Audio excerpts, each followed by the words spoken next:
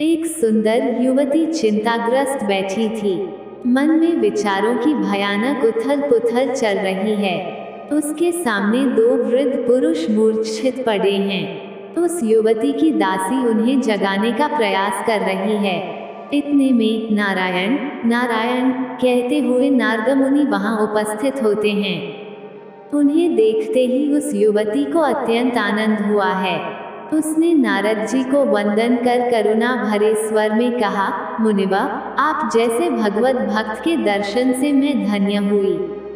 मेरे इस संकट की घड़ी में आपकी कृपा होगी तो मुझे विश्वास है कि मेरे सारे दुख दूर हो जाएंगे और अच्छे दिन लौट आएंगे।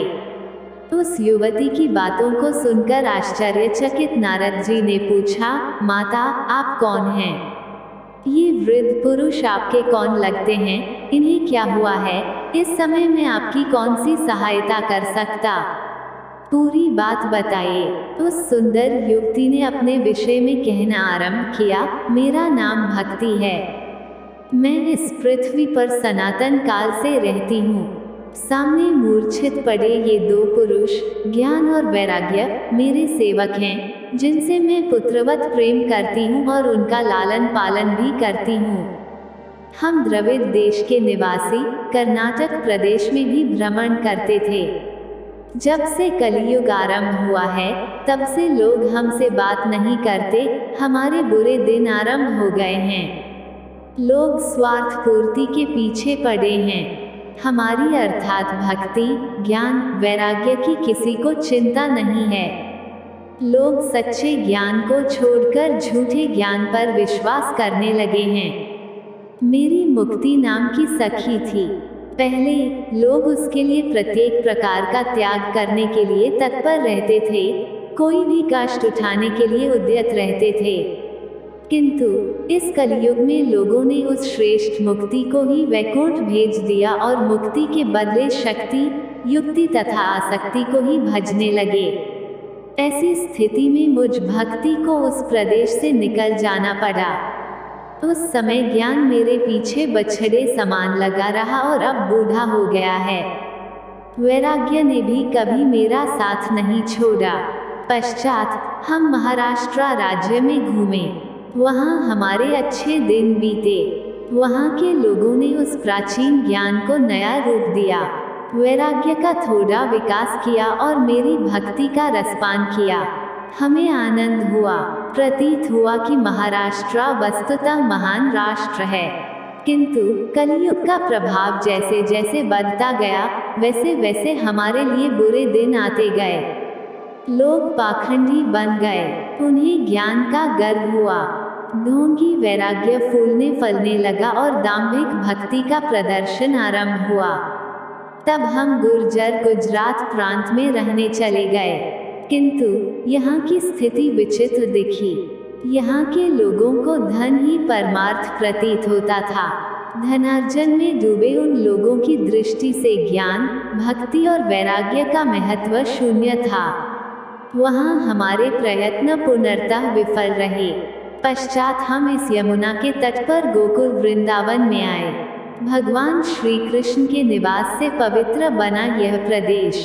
किंतु यहाँ भी वही बातें। ज्ञान और वैराग्य मुझसे अधिक वृद्ध। किंतु ये मेरे दास हैं। ईश्वर की कृपा से मैं सदैव युवती हूँ, किंतु सब लोग मुझे माता मानते हैं। मेरे इन पुत्रों की दुर्दशा मुझसे देखी नहीं जाती। इनकी मूर्छा समाप्त हो और संसार इनसे पुनः लाभान्वित हो, ऐसी मेरी इच्छा है। नारद मुनि, आप आए, बहुत अच्छा हुआ। अब आप ही मुझे मार्ग दिखाएं। हमारा संकट दूर करें और इस माया मोह से भ्रमित संसार को पुनः भक्ति ज्ञान तथा वैराग्य का महत्व समझाकर लोक कल्याण कीजिए। कलियुग वासियों का कल्याण कैसे होगा यह बताकर सबको सुखी कीजिए। उस स्त्री की आपबीती सुनकर नारद मुनि बोले, भक्त देवी, कलियुग के प्रभाव से ही आप तीनों की यह दुर्दशा हुई है। भगवान श्री कृष्ण ने द्वापर युग में जिस भागवत धर्म को व्यवस्थित किया था, आज वह अस्त व्यस्त हो गया है। मुझे तो सब और इसी प्रकार का दृश्य दिखाई दे रहा है।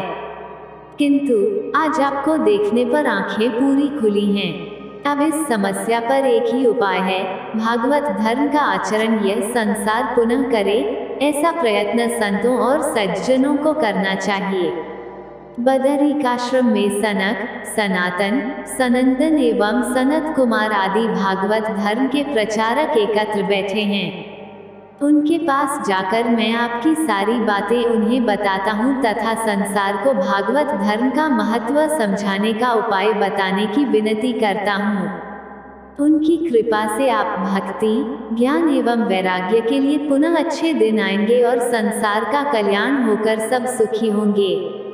इस प्रकार नारद जी ने भक्ति को शांत रहने का उपदेश किया। इस पर भक्ति ने कहा, मैं तो शांत रह लूंगी, किंतु ये जो ज्ञान एवं वैराग्य मरणासन अवस्था में है, इनका क्या करूं?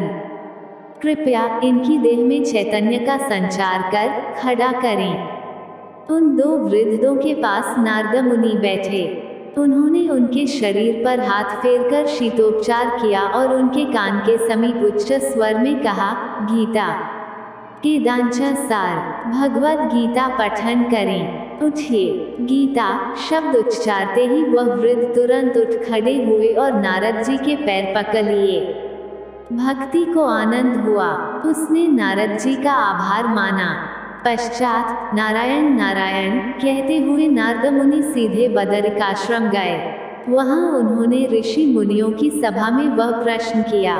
तब सबने मिलकर भागवत धर्म के प्रचार प्रसार की योजना बनाई। उस योजना के अनुसार सर्वधर्मनिष्ठों को आचरण संबंधी आज्ञा की। इससे भक्ति, ज्ञान एवं वैराग्य को पुनः संजीवनी मिली। उनकी आज्ञा के अनुसार भगवत भक्तों ने, सज्जनों एवं संतों ने संसार में सर्वत्र कथा कीर्तन, भजन, पुराण कथन, प्रवचन, पोथी पारायण आदि आरंभ किया तथा गंगाद्वार के समीप आनंद नाम के उपवन में नारद मुनि ने स्वयं पहला भागवत सप्ताह किया। उस उत्सव में अनेक ऋषि मुनि पधारे थे। पहले वैकुंठ लोक में गई मुक्ति को भी नारद मुनि ने उस भव्य कार्यक्रम में लाया था। उस सप्ताह के पश्चात नारद आदि पुण्यशील ऋषियों ने भागवत धर्म की महिमा का विस्तार किया। अनेक प्रकार से भक्ति, मुक्ति, ज्ञान एवं वैराग्य की कथा सुनाकर उनके महत्व का प्रचार किया। इससे भक्ति पावन हुई और पृथ्वी पर सर्वत्र भागवत सप्ताह का आयोजन होने लगा।